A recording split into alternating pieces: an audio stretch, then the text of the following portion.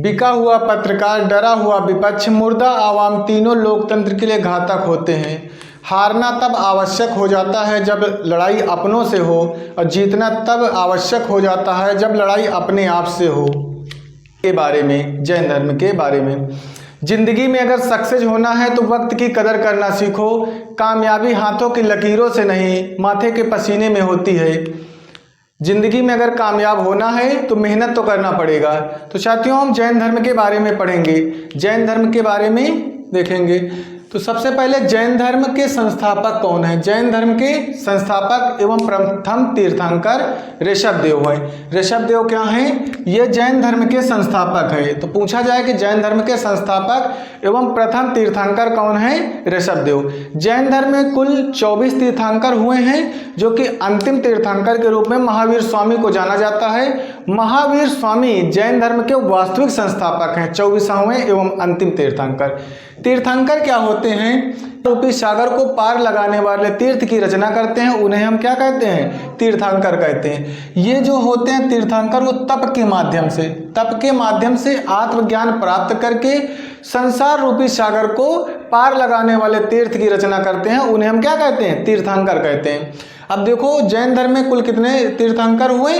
तो 24 तीर्थंकर हुए। कितने तीर्थंकर हुए? 24।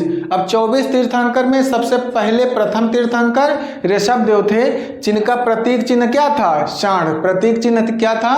सांड। उसके बाद जो 23वें पार्श्वनाथ जी हैं, 23वें जो हुए हैं वो कौन थे? पार्श्वनाथ। इनका प्रतीक चिन्ह था सर्प का फन। और जो 24वें तीर्थंकर हुए उन्हें हम महावीर स्वामी, इनका प्रतीक चिन्ह था शेर। तो 24वें एवं अंतिम महावीर स्वामी, इनका प्रतीक चिन्ह था शेर। जैन धर्म के अंतिम तीर्थंकर के रूप में किन्हें जाना जाता है? महावीर स्वामी को। महावीर स्वामी तीर्थंकर अंतिम हुए, वास्तविक संस्थापक भी माना जाता है जैन धर्म का, इन्हें ही। अब देखो, 23वें जो थे पार्श्वनाथ जी, इन्हें झारखंड के सम्मेद शिखर पर ज्ञान की प्राप्ति हुई थी। झारखंड के सम्मेद शिखर पर ज्ञान की प्राप्ति हुई। किसको ज्ञान की प्राप्ति हुई? तो वो थे 23वें, जिन्हें हम पार्श्वनाथ जी कहते हैं, झारखंड के सम्मेद शिखर पर। इन्होंने चार नियम बताए, जिन्हें चतुरायन धर्म कहा गया। पहला, हिंसा ना करना। दूसरा, सदा सत्य बोलना। तीसरा क्या था? चोरी न करना। चौथा था संपत्ति न रखना। उसके बाद जो अंतिम तीर्थंकर हुए जैन धर्म के 24वें, जिन्हें महावीर स्वामी के नाम से जाना गया, अंतिम तीर्थंकर थे, वास्तविक संस्थापक भी माना जाता है महावीर स्वामी जी को। अब देखो, महावीर स्वामी जी के अंतिम तीर्थंकर हुए, वास्तविक संस्थापक। महावीर स्वामी जी का जन्म 540 ईसा पूर्व कुंडग्राम वैशाली में पड़ता है। कुंडग्राम वैशाली में 540 ईसा पूर्व महावीर स्वामी जी का जन्म हुआ। महावीर स्वामी जी के पिता का नाम था सिद्धार्थ, माता का नाम था त्रिशला देवी, भाई थे इनके नंदीवर्धन। भाई कौन थे? नंदीवर्धन। और जो इनकी पत्नी थी महावीर स्वामी की, यशोदा थी। और इनकी जो एक पुत्री थी, उनका नाम था प्रियदर्शनी। और इनके जो महावीर स्वामी के दामाद थे, उन्हें जमाली कहा गया। महावीर स्वामी के जो बचपन का नाम था वो वर्धमान था। महावीर स्वामी के बचपन का नाम क्या था? वर्धमान था। और जब इनके पिताजी की मृत्यु हो गई तो ये अपने बड़े भाई नंदीवर्धन से 30 वर्ष की आयु में इन्होंने अपने बड़े भाई नंदीवर्धन से अनुमति लेकर के संन्यास जीवन स्वीकारा। इन्होंने क्या किया? 12 वर्ष की कठिन तपस्या की। 12 वर्ष की कठिन तपस्या ऋजुपालिका नदी के तट पर, जुम्बिक ग्राम के पास ऋजुपालिका नदी पड़ती है, इसी के तट पर साल के वृक्ष के नीचे तपस्या करते हुए ज्ञान की प्राप्ति हुई। कितने वर्ष के तपस्या के बाद? 12 वर्ष की कठिन तपस्या के बाद महावीर स्वामी को ऋजुपालिका नदी के तट पर साल के वृक्ष के नीचे ज्ञान की प्राप्ति हुई। और ज्ञान की प्राप्ति के बाद महावीर स्वामी को कैवल्य कहा गया। जैन धर्म में क्या कहा गया? ज्ञान प्राप्ति के बाद कैवल्य कहा गया। अब जो महावीर स्वामी थे, इन्हें आहर्त मतलब पूज्य कहा गया। निर्ग्रंथ मतलब बंधनहीन कहा गया। उसके बाद जिन मतलब विजेता कहलाए महावीर स्वामी। उसके बाद आहर्त मतलब पूज्य, निर्ग्रंथ मतलब बंधनहीन, जिन विजेता कहलाए महावीर स्वामी। तो महावीर स्वामी जैन धर्म के वास्तविक संस्थापक माना जाता है। और उसके बाद जो 23वें थे पार्श्वनाथ जी और प्रथम तीर्थंकर जो हुए संस्थापक ऋषभदेव थे। तो यही था हमारा जैन धर्म के बारे में। संघर्ष में व्यक्ति अकेला होता है, सफलता में दुनिया उसके साथ होती है, जिस जिस पर यह जग हंसा है उसी ने इतिहास रचा है। जीवन में जो भी मिलता है वो कठिन परिश्रम के बाद ही मिलता है। बिना कठिनाई और संघर्ष झेले आप ठीक ठाक इंसान नहीं बन सकते। यदि आपको जीवन में सब कुछ ठीक ठीक मिल गया तो आप खुद ठीक नहीं बन पाएंगे। कामयाबी हाथों की लकीरों में होती है, हाथों की लकीरों में नहीं, माथे के पसीने में होती है। क्योंकि किस्मत उनकी भी होती है जिनकी उंगलियां नहीं होती हैं। तो ध्यान रहे कि लगातार मेहनत करके तभी कोई सफलता प्राप्त हो सकती है। जिंदगी में अगर कामयाब होना है तो बहानों का हवाला तो छोड़ना ही पड़ेगा। अगर आप जिंदगी में बहाने बनाते हैं आप जिंदगी में सक्सेस नहीं हो सकते। क्योंकि जो लोग कामयाब होते हैं वो जिंदगी में रातों दिन मेहनत करते हैं, रात दिन कामयाबी के ही बारे में सोचते हैं। कहने को क्या दुनिया मेहनत करने में लगी है, असल में कामयाब वही होता है जो बातों से नहीं रातों से लड़ता। रख हौसला वो मंजर भी आएगा, प्यासे के पास चलकर समंदर भी आएगा। थक कर न बैठ ए मंजिल के मुसाफिर, मंजिल भी मिलेगी, मिलने का मजा भी आएगा। संघर्ष जो है व्यक्ति को महान बनाता है। बिना संघर्ष के कोई भी व्यक्ति आज तक महान नहीं हुआ। लहरों से डरकर नौका पार नहीं होती, कोशिश करने वालों की कभी हार नहीं होती। बेहतरीन इंसान अपनी मीठी जुबान से जाना जाता, वरना अच्छी बातें तो दीवारों पर भी लिखी होती है। उजाला चाहिए तो खुद का दिया जलाओ, दूसरे की मोमबत्ती के सहारे जिंदगी रोशन नहीं हुआ करती।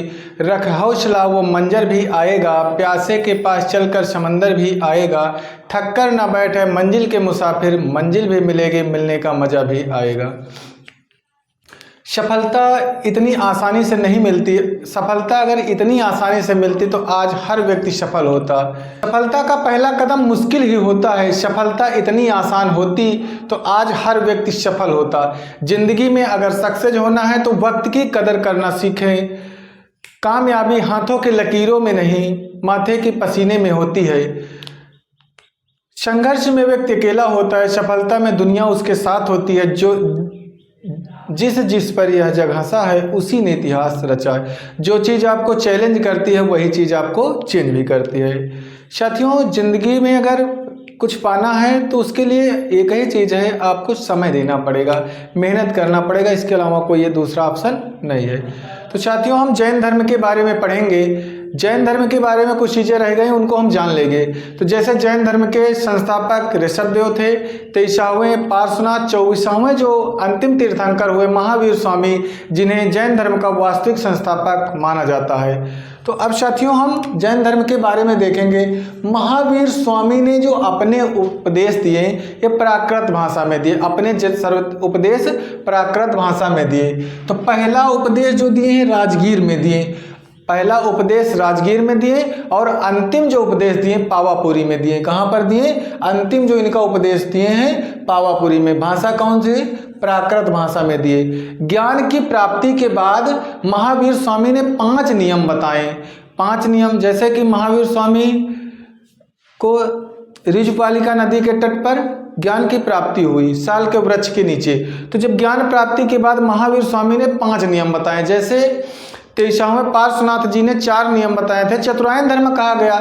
महावीर स्वामी ने 5 नियम बताए, पंचायन धर्म कहा गया। पंचायन धर्म कहा गया। हिंसा न करना, पहला है हिंसा न करना, दूसरा है सदा सत्य बोलना, तीसरा है चोरी न करना, चौथा नियम है संपत्ति न रखना और 5वां नियम जो बताएं ब्रह्मचर्य का बताएं। 5वां कौन सा नियम बताएं? ब्रह्मचर्य का। तो महावीर स्वामी ने 5 नियम बताए जिन्हें हम पंचायन धर्म कहा गया। उसके बाद देखेंगे महावीर स्वामी के त्रिरत्न। महावीर स्वामी के त्रिरत्न, सम्यक ज्ञान, सम्यक दर्शन, सम्यक ज्ञान और सम्यक आचरण। 3 नियम त्रिरत्न कहा गया। सम्यक आचरण, सम्यक ज्ञान, सम्यक दर्शन। अब देखेंगे महावीर स्वामी जी के बारे में। तो जैन धर्म में आत्मा की मान्यता थी। जैन धर्म में आत्मा की मान्यता थी और ईश्वर पर विश्वास नहीं करते थे। महावीर स्वामी पुनर्जन्म एवं कर्मकांड पर विश्वास करते थे। पुनर्जन्म एवं कर्मकांड पर महावीर स्वामी जी विश्वास करते थे। अब इनका क्या है कि 72 वर्ष की आयु में, 72 वर्ष की आयु में महावीर स्वामी जी की मृत्यु निर्वाण हुई 468 ईसा पूर्व, 468 ईसा पूर्व 72 वर्ष की आयु में पावापुरी, कहाँ पड़ता है ये, बिहार राज्य के पावापुरी में इनकी मृत्यु हुई। फिर महावीर स्वामी के जो दो अनुयायी हुए, स्थूलभद्र और भद्रबाहु। तो जो भद्रबाहु थे और कौन थे, स्थूलभद्र। तो स्थूलभद्र के जो अनुयायी हुए उन्हें हम श्वेतांबर कहा। स्थूलभद्र के अनुयायियों को क्या कहा, श्वेतांबर, श्वेत वस्त्र धारण करने वाले। भद्रबाहु के अनुयायी क्या कहलाए, दिगंबर कहलाए, नग्न रहने वाले। उसके बाद जो ये भद्रबाहु हैं, ये दक्षिण भारत चले जाते हैं। क्यों दक्षिण भारत चले जाते हैं, मगध में मौर्य सम्राट जब था, मगध में 12 वर्ष का भीषण अकाल पड़ा था, भीषण सूखा पड़ा था।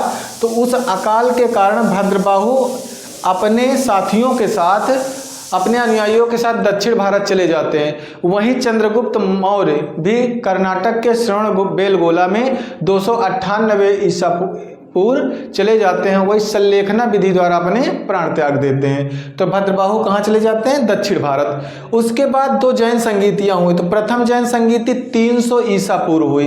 प्रथम जैन संगीति कब हुई, 300 ईसा पूर्व हुई और पाटलिपुत्र में हुई। पाटलिपुत्र जो पटना कहा गया, स्थूलभद्र के समय में, क्योंकि भद्रबाहु तो दक्षिण भारत चले गए थे, जो स्थूलभद्र बचे इन्हीं के समय में पहली बौद्ध संगीति हुई 300 ईसा पूर्व, पाटलिपुत्र और स्थूलभद्र के शासनकाल में।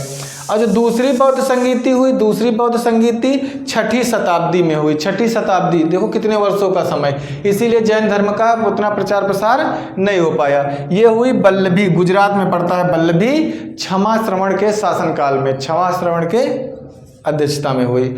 जैन धर्म के कुछ राजा हुए, जैसे चंद्रगुप्त मौर्य ने जैन धर्म अपना लिया था। उदयन राजा हुए जैन धर्म के। उसके बाद वंद राजा चंद्रगुप्त मौर्य, कलिंग नरेश खारवेल, और उसके बाद राष्ट्रकूट वंश के राजा हुए अमोघ वर्ष हुए, चंदेल शासक हुए। ये लोग क्या थे, जैन धर्म के राजा, प्रमुख राजा थे।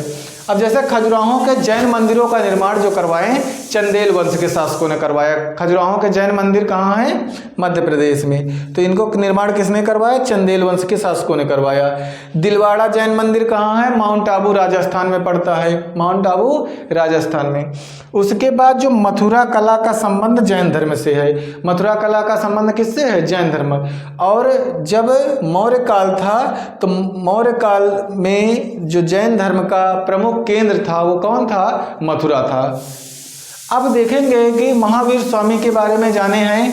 ऐसे ही आप लोग लगातार प्रयास करते रहना, लगातार मेहनत करोगे तभी कुछ संभव होने वाला है। रख हौसला वो मंजर भी आएगा, प्यासे के पास चलकर समंदर भी आएगा, थक कर न बैठे मंजिल के मुसाफिर, मंजिल भी मिलेगी, मिलने का मज़ा भी आएगा। ज़िंदगी में अगर सक्सेस होना है तो वक्त की कदर करना सीखो, क्योंकि कामयाबी हाथों की लकीरों में नहीं माथे के पसीने में होती है।